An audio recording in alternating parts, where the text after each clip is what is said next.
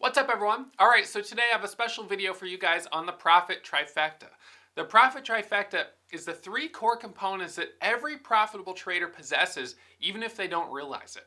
And what I've done is I've separated these three core components and I've attributed metrics to each one so you can understand as a beginner trader how far away you are right now from being a profitable trader.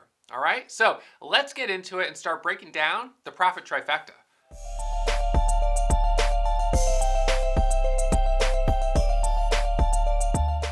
What's up, everyone? All right, so I want to make this video for you guys talking a little bit about the Profit Trifecta. So the Profit Trifecta is a combination of three critical components to profitable trading. As you can see here, the first one is consistency. So obviously, to be a profitable trader, you have to be consistent, and being consistent means closing as many days as possible in the green, and ultimately finishing as many weeks as possible in the green, and then finishing as many months as possible in the green. So the metric that we're using here is weeks of profitability. And the reason we use weeks instead of days is because it's not uncommon to have one red day a week. And even 2 red days a week is not uncommon for a beginner trader. And you can still be profitable with 1 or 2 red days a week. Even for me, I have red days on a fairly regular basis. So instead, I look at being profitable at the end of each week. So you want to have a goal of finishing each week in the green. Even if it's only by $100, green is good. So when we look at the grades of consistency, not profitable would be 0 weeks of profitability, right? And then a beginner trader might have 1 week of profitability, but then the next week they lose money. And then the next week they make money, the next week they lose money. So they're kind of bouncing back and forth. Intermediate trader, you start to put 2 weeks of consecutive profits under your belt. Advanced trader, you'd have 4 consecutive green weeks. That's awesome. Professional trader, 6 weeks plus. That's fantastic. So that's our first core component of profitability. It's consistency. Now, consistency doesn't factor in your accuracy. These are 2 different metrics. Accuracy is how often you're right versus how often you're wrong. So for me, I strive for 70% accuracy. You can see right here, that's kind of the top tier. If I'm right 7 out of 10 times, 7 out of 10 trades that I take, that makes me feel really good. Now, you can be profitable in theory with a profit loss ratio below 50% or with accuracy below 50%. But the only way that would happen is if one of those trades was a home run. And it's not realistic for a beginner trader to be swinging for home run trades. It's not realistic. It's not consistent. You don't consistently hit home runs as a beginner trader. So instead, we're going to say that your minimum is 50% accuracy to be profitable. And a beginner trader at 55%, that's okay. Moving up towards 60, 65, and 70%. Okay, and I'll talk about where I am with all these metrics in a moment. And then the third component of profitability is your profit loss ratio. Now, this is kind of interesting. What we do is we look at the average of all your winning trades and we compare it to the average of all your losing trades. So for instance, if you're making on average $1,000 on all your winners, on the surface, we would say that's awesome.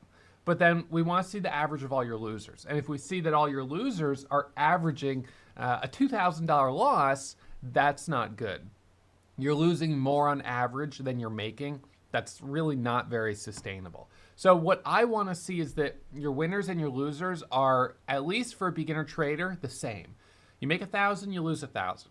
And for a beginner trader, we're going to be talking about smaller numbers. You make 100, you lose 100. That's your profit loss ratio. An intermediate trader starting to move up where you make more than you lose on average. So you make $150 and your average losses are 100. And then we move up to an advanced trader where he makes or she makes $200 on an average winner and loses only 100. And then a professional trader is going to be even higher. So that's what we strive for. Now, the one component that's not included in the Profit Trifecta is the number of times you trade. And this is kind of the one that I found that I maybe should have included. And the reason is I realized that in January, for instance, Mike actually scored better on the Profit Trifecta breakdown than I did. He had a better score on all of these metrics. However, I made almost $120,000 of profit, which was significantly more than him. It was just a really, really great month for me. It was the best month I'd ever had. And so I asked myself, well, that's kind of interesting because my metrics are not as good as him here, but I made more money. And it's because I traded more. I took a lot more trades. And so when you add up all of those winners, they just ended up being more.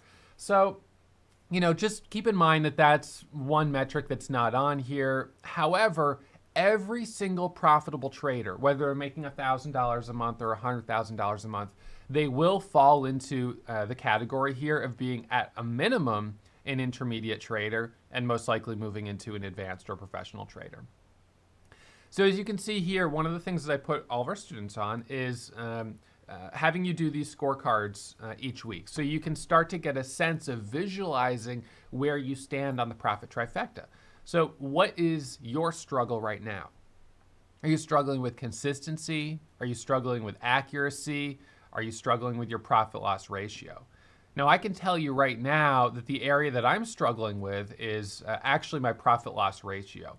My accuracy has gone up to just under 70%, which is awesome. I maxed on consistency with 6 weeks of consecutive profits, but my profit loss ratio has actually dipped down a little bit. And I think the reason it's dipped down is because in the last couple months I started being a little bit more aggressive, swinging for the fences a little bit more, trying to hit home runs.